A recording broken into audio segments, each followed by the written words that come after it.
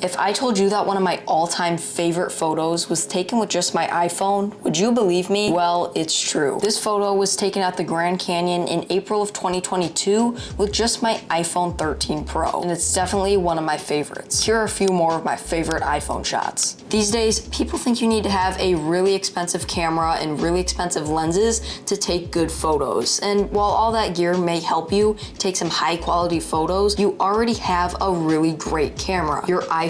In this video, I'll be sharing with you 5 of my favorite iPhone tips, tricks, and settings to help you level up your photography. Okay, first let's start off with the camera settings. This may not seem like a big deal, but trust me, some of these settings will make or break your photos. First off, I have my camera capture set to most compatible, which increases file sizes, but the quality of your photos will be much better. Next up is a really important one. I have Apple Pro RAW turned on. I highly recommend you start shooting your photos in RAW because it gives you so much more room when you're editing to make your photo fit the style you want, and it can also help you fix any exposure mistakes you may have made when you were taking your photo. Pro RAW is available on all Pro model iPhones starting with the iPhone 12 Pro. I also recommend that you change your Pro RAW resolution to 48 megapixels if your phone supports it. This will give you so much more room when you're cropping your photos to get the composition just right, and again, it will make them so much higher quality. However, 48 megapixel Pro RAW photos will take up a lot more space than usual, so you might not want to shoot in it all the time, and luckily Apple makes it really easy to turn off Pro RAW in the native camera app. Once you turn on Apple Pro RAW in settings, navigate to your camera app and you should see a brand new icon in the top right hand corner of your screen that says RAW. Now here you'll be able to easily toggle on or off Apple Pro RAW depending on what photos you're taking. If the icon has a line through it, then it's off, and if it doesn't, that means it's on. Under the preserve settings, I have portrait zoom, Apple Pro RAW, and live photo turned on with all of the rest turned off. What this does is keeps those specific settings the same as the last time I used the camera, even if I exited the app. Obviously, you can adjust these settings to be however you want, but these just work for me. Under the composition tab, I have the grid turned on because this helps me frame up my shots, and if you've ever heard of the rule of thirds, that is referring to the grid. And finally, under photo capture, I have photographic styles turned off, prioritize faster shooting, lens correction, and macro control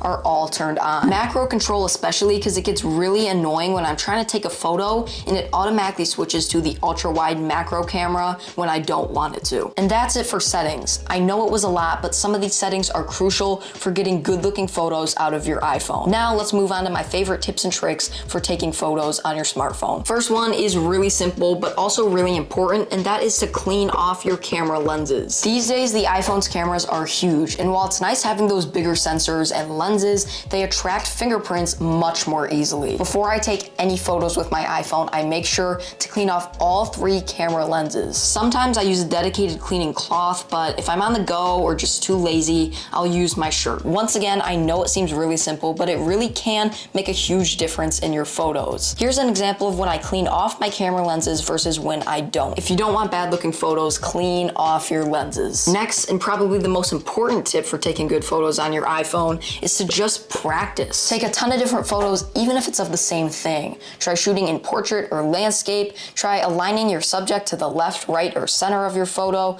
Tilt your phone up or down. Try different editing styles and just see what works best. I also recommend using all the different focal lengths or lenses on your phone because most iPhones these days have 2 to 4. I like to shoot my photos in all of the focal lengths I'm provided, which in my case is 4. I really like to use the ultra wide or 0.5 lens because it can give your photo a whole new look and perspective. I know a lot of people say this and it's the most overused tip ever, but practicing really does help you take better photos. You're getting better with every new photo you take. I'm definitely still learning new things every day and trying to improve. Did you know that there's a hidden menu within your iPhone's camera app? Well, there is. I mean, technically it's not really a secret because Apple showed it in their events and it's really easy to access, but a lot of people don't know about it. We'll talk about that in a little bit because this brings me to my next point, which is to mess around with all of the settings you're provided in Apple's native camera app. There are a ton of different settings built into iPhone's camera app that are just a tap away.